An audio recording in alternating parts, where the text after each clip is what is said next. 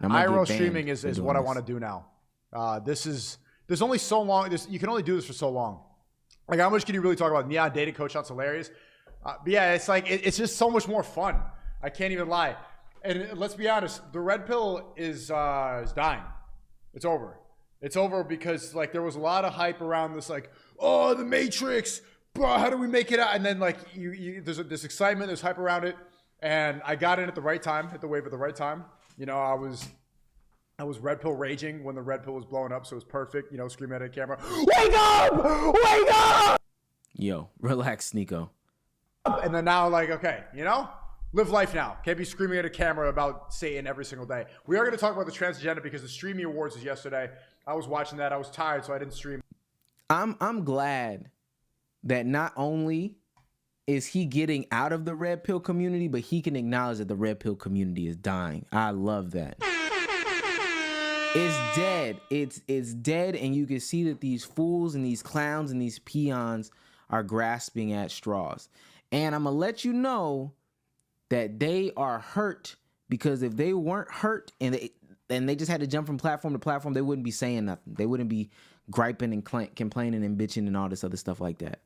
But they know not being on Twitch and they know not being on YouTube hurts them.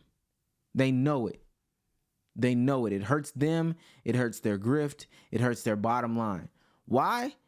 Because platforms like Kick and platforms like Rumble do not pull the audience, the name recognition like a YouTube and like a Twitch do. So at the end of the day, it just hurts their bottom line. That's why they're bitching and complaining. And that's why, because it just makes sense. It just makes sense. That's exactly why they're bitching and complaining about not being on this platform no more, or YouTube. I should have been streaming that live. I want to react to that. They did diss me, and there was, do you see who won Breakout Creator of the Year? So there are bits and pieces to talk about, but it's like, there's only so much you could say about the red pill, right? Get a girl with the low body count, don't watch porn, go to the gym. Boom, done. That's like, you sum up most of, like, instead of repeating it, and that's when you guys kind of get off on just seeing people like owning, it's like when you're 14 and you watch Ben Shapiro owns libs.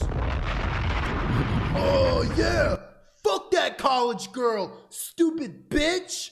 Yeah, yeah. It's like not even anything improving about it. It's just WWE for fucking nerd incels.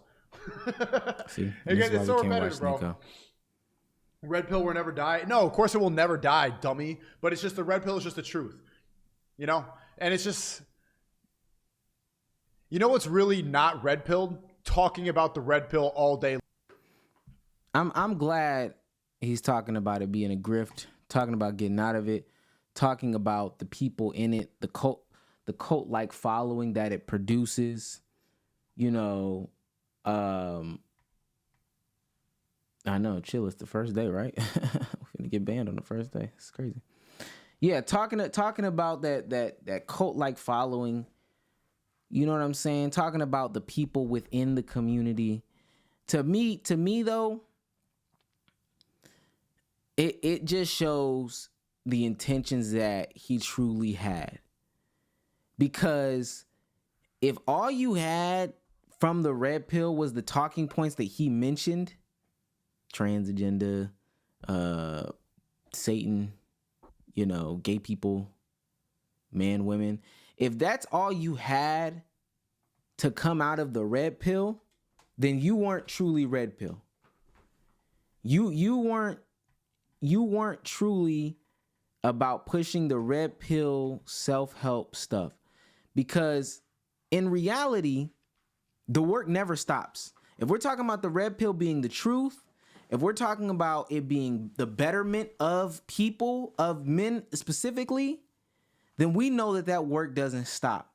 That work changes as you age. That work changes as you get older.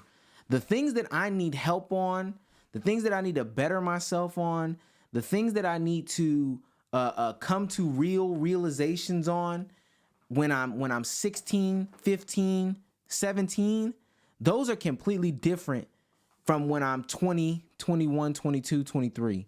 Those are completely different than when I'm 26, 27, 28. Those are completely different from when I'm in my mid-30s, my 40s, my 50s, my 60s. Those things are different. And if you were really red pill, your message would be to the different audiences. So the work would never stop. Now, this is how we can spot who grifters are. This is how we can spot who's really in the community, who's really about the betterment, the self-help, all that stuff like that. That's who you can really tell.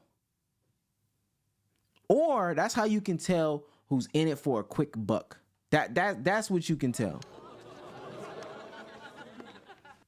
If your back is against the wall and because you're being pushed from pillar to post and platform to platform and you can't get your message out on the main two, if you feel like you have to say these super extreme things, if you can't get your misogyny off, you can't get your wild takes off and statements off and stuff like that, and it's not fun anymore because you're talking about the same things, and you get out of it, come on now, think about it. Pastors preach for years, decades. The Bible is only so long. The Bible is only so long. That's like a pastor getting through the Bible one time and then just saying, oh, it's done. Well, I can't keep going back saying Adam and Eve. I can't keep going back and talking about, Abraham and that story. I can't keep going back and talking about Job and Jesus. I can't keep going back and talking about that. That's boring. No, they dedicate their lives to it because they believe in it. And as they age, as their congregation ages, and as they bring new people into the community, they just shift and change their message for the needs of those people and for what is in their immediate scope. But that's because they have true and honest intentions. They don't have fake intentions like these red pill manosphere grifters. And that's just the way that I see it, period. That's totally just the way that I see it. Now, I was going to say I'm sorry, but to be honest with you, I'm not sorry. Totally not sorry about that.